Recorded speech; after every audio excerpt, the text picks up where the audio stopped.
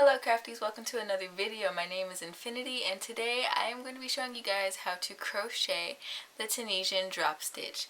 Now this stitch is basically an extended Tunisian stitch. It's worked a little differently. It's relatively easy and it creates this lovely lace-like pattern that's perfect for spring and summertime crafts. So without further ado, I'm going to jump right into the tutorial. What you'll need today is a Tunisian crochet hook and some yarn.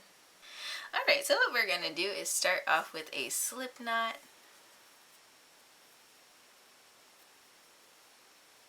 If you don't know how to work slip knots, I do have a tutorial back on my channel. Alright, so now I'm going to insert my hook, and you can chain in any increment that you would like.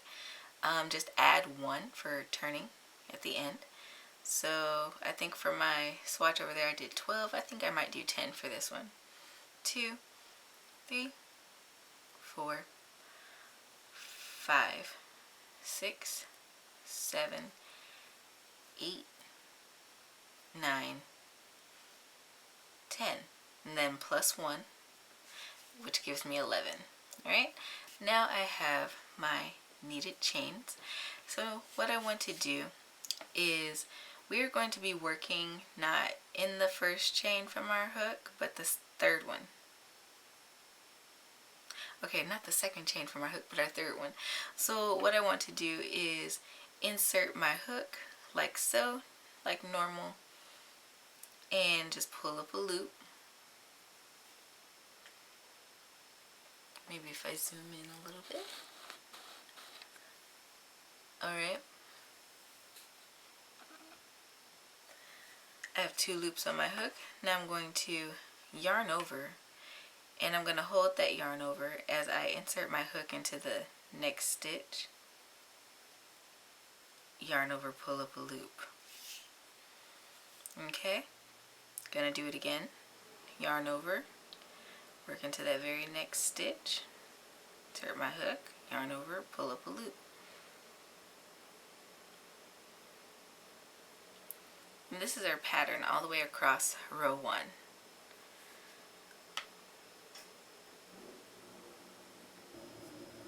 Alright, and doing this last one, yarning over, inserting our hook, yarn over, pull up that last loop. Okay, so now we have finished a row 1. What we want to do is, instead of chaining 1, we're going to chain 2, because this is a taller stitch, and yeah. So we're going to yarn over, chain 1, yarn over, chain 2, and this will help us later when we are trying to attain the height of our stitches. So this is going to be a little fiddly, but I promise the more you work it, the easier it gets.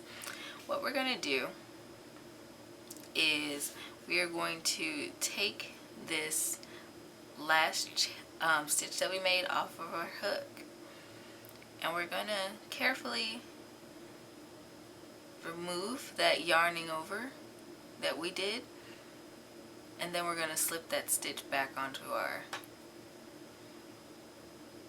hook, and then we're going to yarn over and pull through 2 like normal. Okay,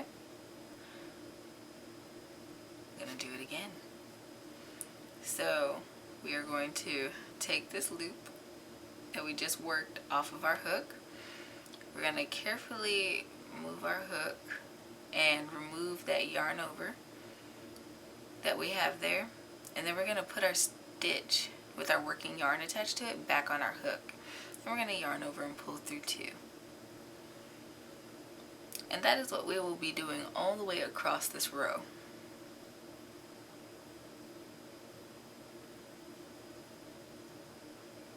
Just take your time.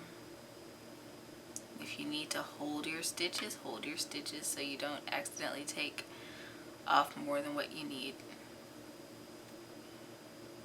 Yarn over, pull through 2.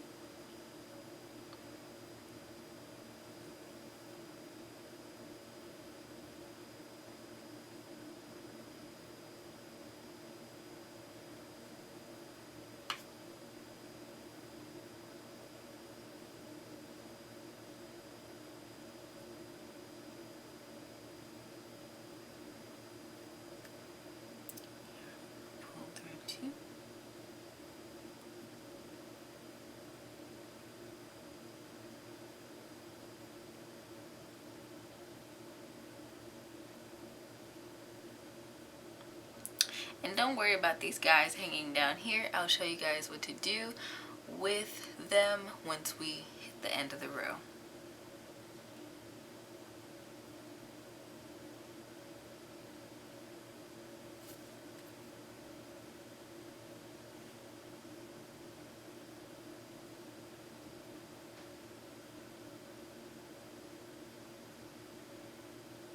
Alright, yarn over, pull through 2.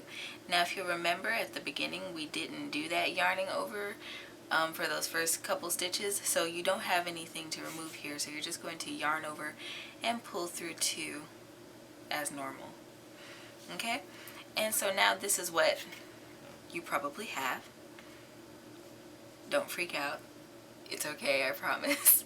So what you're going to end up doing is adjusting your stitches.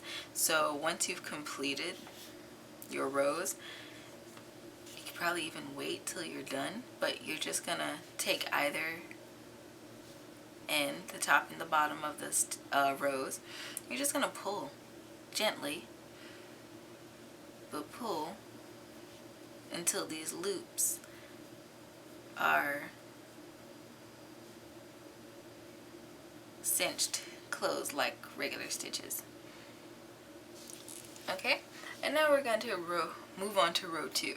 Row 2 is going to be a cinch. Now the only thing different that we do really for row 2, well, there's 2 different things that we do.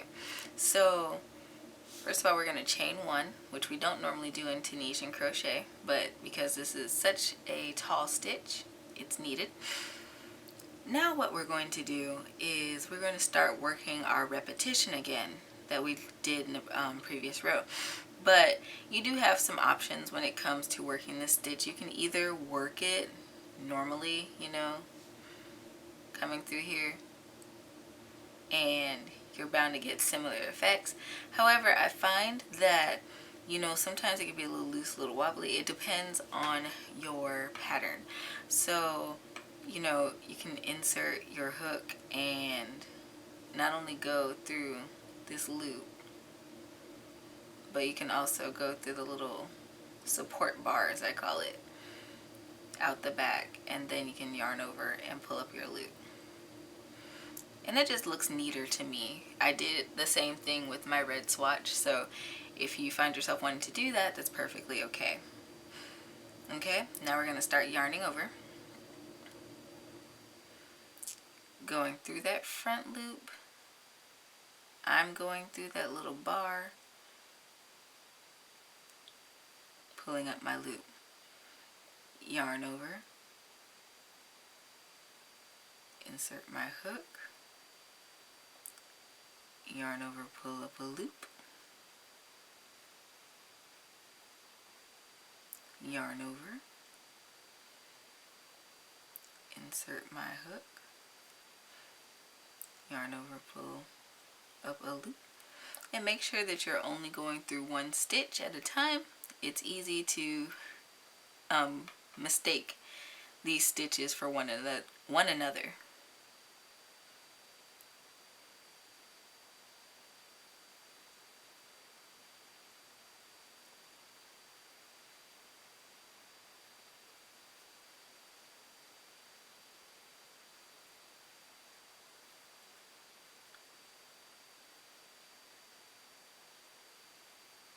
Alright, yarn over, and we're going to work into the top of that chain 2 from the previous row. Okay, and we have row 2 cast on. So now we're going to work our returning pass like we did last time. We are going to chain 1, chain 2. Now your tension on that chain 2 is entirely up to you. It depends on the effect that you're trying to get with your stitches. Alright, so we're just going to pull that loop off. We are going to remove that yarn over, put our loop back on our hook, yarn over, pull through 2.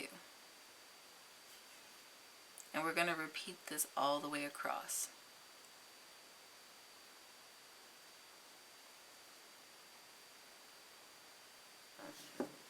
Alright crafty, so I have finished off row 2, and since this is a sample swatch, that's all I'm going to do today.